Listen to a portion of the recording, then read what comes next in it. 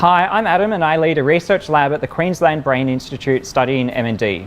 The key point I'd like people to know during MND Awareness Week is that thousands of scientists all around the world are working together to understand what causes MND.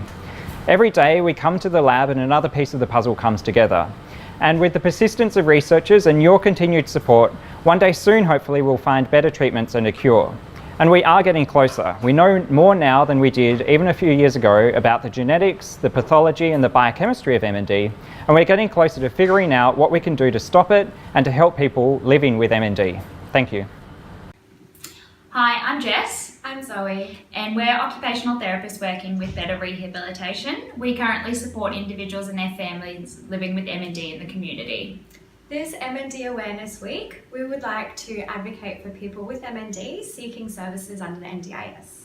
We would like to see NDIS make a positive change in the timeliness and access to much needed services and equipment to improve people's quality of life living with MND. Keep fighting the good fight, we're on the journey with you. G'day guys, my name's Jake and myself and my brother have been looking after our mum Jane, who's been riding the MND wave since about March last year. Now look, obviously MND is pretty debilitating and it's an insidious disease, but I'd rather not focus my attention on the negatives. Okay, that's not good for my mindset, it's not good for mum and it's not good for my brother. So instead we look at the positives, and probably the biggest positives that have come out of this diagnosis, I'd say, is just cherishing every day as if it's our last. Okay, when people used to say that to me, it went in one ear out the other, but since this diagnosis, 100% know where they're coming from.